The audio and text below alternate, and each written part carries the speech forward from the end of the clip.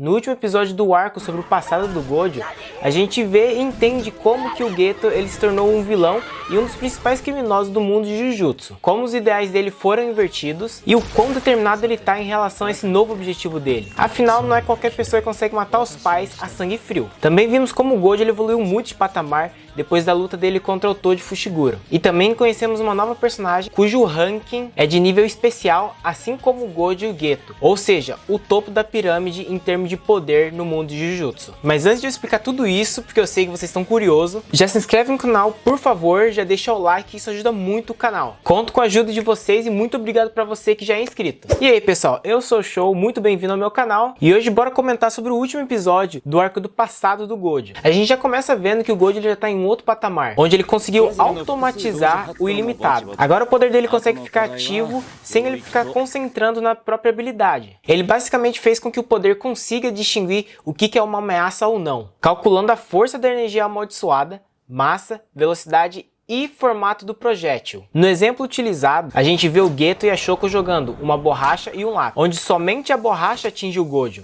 Já o lápis é parado pelo ilimitado. Isso porque a ponta do lápis pode causar um ferimento, já a borracha não. Porém, para fazer esse cálculo a todo momento, isso iria fritar o cérebro do Gojo. Mas no último episódio a gente viu que ele dominou a reversão de feitiço. Então agora ele utiliza a reversão de feitiço no cérebro dele a todo momento. Dessa forma ele consegue manter o cérebro dele trabalhando 100% sem ele cansar ou sem dar tela azul na cabeça dele. Se antes o Gojo já era OP, só de ter os 6 olhos e o poder limitado, agora o homem é literalmente imparável. Não tem como acertar um golpe nele, não tem como se acertar nada, porque o cérebro dele está calculando tudo e distinguindo o que é uma ameaça ou não, e assim barrando esse poder ou esse projétil. Agora que o Gojo está nesse novo patamar, ele está sendo mandado para executar missões solos, porque ele consegue resolver literalmente tudo sozinho, por ele ser um feiticeiro muito forte e que ficou mais forte ainda depois da última batalha. Geto, por sequência, também está sendo mandado para mais missões solos, mas diferente do Gojo, Geto anda com olheiras e noites mal dormidas. Mesmo depois de um ano já do ocorrido com Ariko, ele não consegue esquecer dos aplausos que ele presenciou naquele dia. Tal que ele tá beirando a depressão.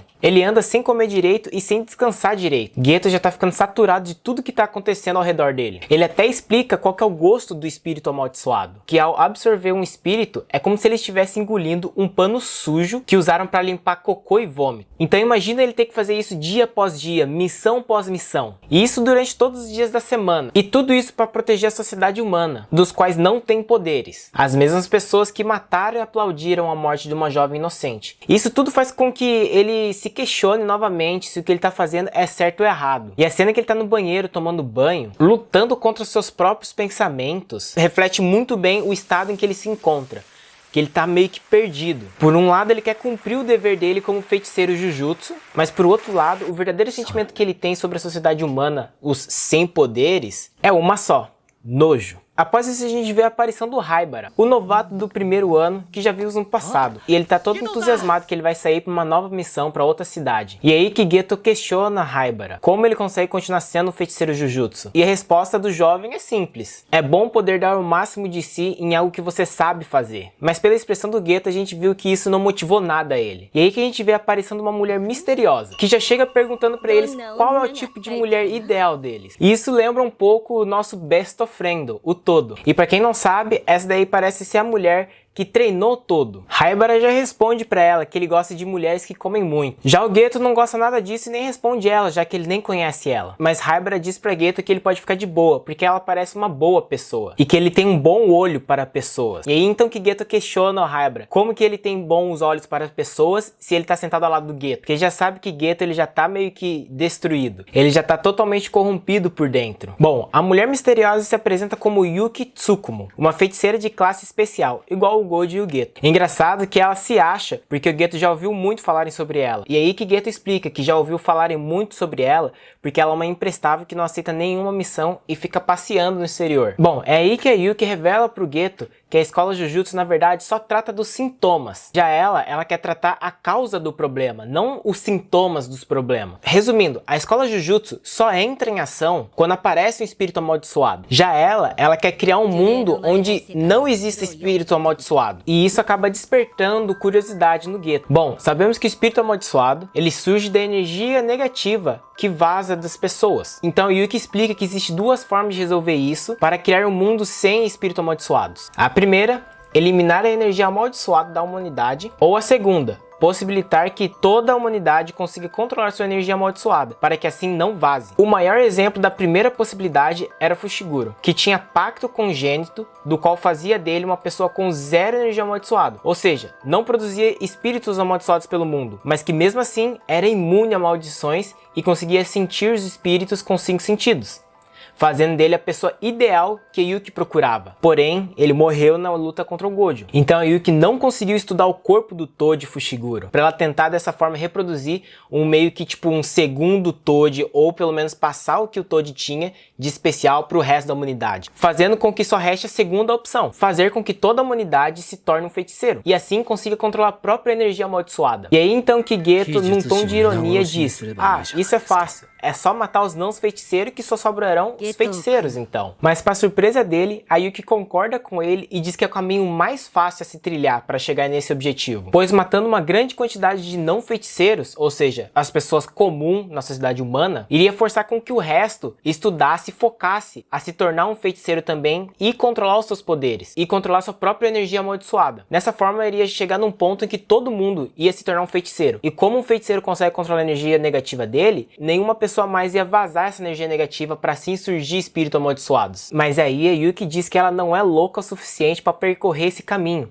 porque é um caminho muito obscuro. E é então que ela pergunta pro Geto qual é a posição dele diante da sociedade humana sem poderes. E ele responde que ele está perdido sobre os verdadeiros sentimentos dele. Por um lado, ele sente que ele tem nojo dos não feiticeiros, mas por outro lado ele tenta reprimir esse sentimento, porque ele é um feiticeiro Jujutsu. É aí então que a Yuki dá um caminho para ele. Ela explica para ele que ambos os caminhos que ele está enxergando são apenas opções que ele encontrou, e aquele caminho que ele se compromete a percorrer de agora em diante se tornará o seu verdadeiro sentimento. E o mais da hora dessa cena como um todo é que ao mesmo tempo que eles estão refletindo sobre o que é certo e errado, e isso tá martelando na cabeça do Geto, a gente consegue ver que tá chovendo e que as gotas da chuva são representadas pelos aplausos que o Geto ouviu naquele dia na morte da Ri, fazendo com que a cena tem um impacto maior. Mostra como o Geto ele tá bitolado, ele tá louco. E toda hora ele só consegue ouvir os aplausos daquele dia. E isso foi algo muito da hora que eles colocaram no anime. Logo após isso a gente vê o Nanami abalado, pois a missão que ele foi junto com Haibara foi um tremendo fracasso. E por consequência Haibara perdeu a vida. É aí que vemos o pensamento do Geto, que tudo isso que tá acontecendo é porque existe espírito amaldiçoado. E que o caminho atual que ele trilha como um feiticeiro Jujutsu vai sempre levar ele pro mesmo lugar. E esse mesmo lugar, a única coisa que aguarda ele é uma pilha de corpos dos amigos dele, das pessoas que ele ama. E com isso a gente viu que o mental do Geto já tá totalmente destruído, já foi pro caralho após ele ver a morte do Haibara. Após isso ele foi enviado para mais uma missão, onde muita gente anda desaparecendo em um vilarejo. Chegando lá ele se depara com 2 crianças trancadas e sendo maltratadas em uma jaula. O pessoal do vilarejo alega que elas são a causa de pessoas morrerem e desaparecerem. Isso tudo porque elas têm poderes amaldiçoados e conseguem ver os espíritos. Mas é aí que Geto se toca que na verdade os espíritos amaldiçoados só surgiram porque as pessoas dentro do próprio vilarejo não conseguem controlar a própria energia negativa. E mesmo essas pessoas sendo culpadas, elas estão culpando 2 crianças inocentes, mas que só porque elas têm poderes amaldiçoados e conseguem controlá-la, elas julgam e diz que essas 2 crianças são as culpadas de tudo que está acontecendo no vilarejo. E isso foi a última gota da paciência e da compaixão do Geto, onde ele pega, ele chama todo mundo lá para fora do vilarejo e ele acaba matando todo mundo do vilarejo. Literalmente, ele matou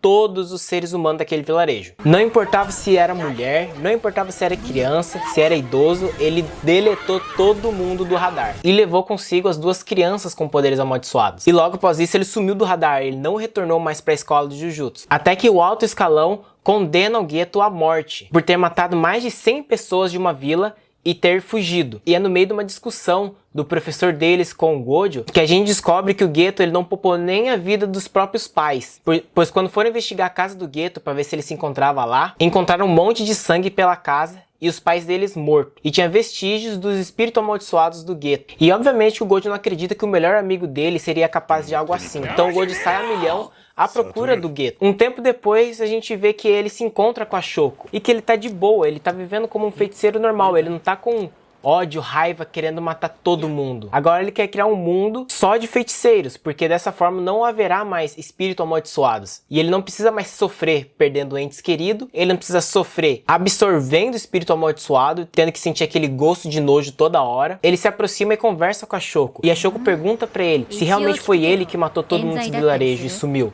E ele, sem nenhuma dor na consciência, ele responde que sim, ele matou todo mundo mesmo. Aí a Shoko liga pro Gojo, avisando que se encontrou com o Geto, e falando que ele tá em Shinjuku agora. E é aí que Gojo e Geto se encontram mais uma vez. E eles começam a discutir, a ter um debate novamente sobre o que é certo e o que é errado. E como novamente os ideais deles são opostos uns aos outros. Gojo diz que ele tá sendo infantil e que ele sabe que é impossível matar todo mundo só pra criar um mundo só de feiticeiros. Mas é aí que Geto responde pra ele que não é impossível. Porque se ele fosse o Gojo, ele conseguiria matar todo mundo se ele quisesse. E que na verdade, o Gojo tá sendo só arrogante. E vemos a famosa frase que o Geto solta pro Gojo. Você é forte porque é Satoru Gojo, ou você é Satoru Gojo porque é o mais forte? Só porque Gojo nasceu sendo o mais forte, ele pode tomar a decisão porque ninguém pode impedir ele. Mas agora, só porque o Gojo ele acha que o Geto está errado, ele pode tentar impedir o Geto? E esse questionamento pega o Gojo. Tanto que ele hesita na hora de capturar ou matar o Geto. Pois o Geto diz, vai em frente, pode tentar me matar.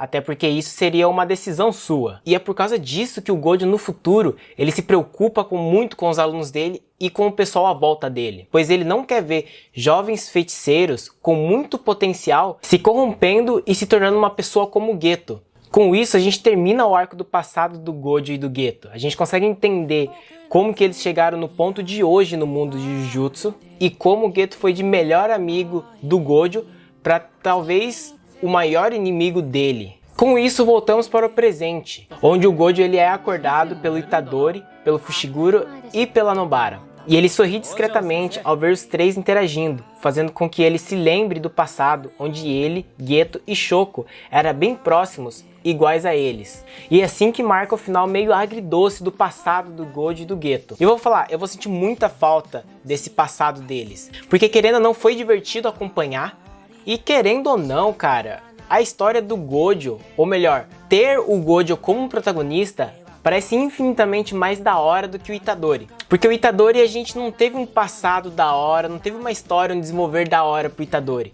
Mas o Gojo ele tem muita coisa a ser explorada e é muito divertido. Até porque o Gojo também ele é muito mais carismático que o Itadori. Outra coisa que eu vou sentir muita falta também dessa temporada vai ser a opening e a ending. Porque a opening e a ending pra mim, tipo, me marcou muito. Eu achei muito da hora. Todo dia eu ouço a opening e a ending também no Spotify. Porque realmente ele traz uma vibe da hora. Ou seja, essa temporada como um todo vai deixar saudade, pelo menos em mim. Eu espero que o próximo arco do Incidente de Shibuya seja tão bom mesmo quanto o pessoal diz que é no mangá. Então, muito obrigado para você que já chegou até aqui. Não se esqueça de se inscrever e de clicar no like se você gostou desse vídeo, que dessa maneira o YouTube entende que esse vídeo é da hora e ele começa a recomendar para mais pessoas. Te vejo no próximo vídeo e falou!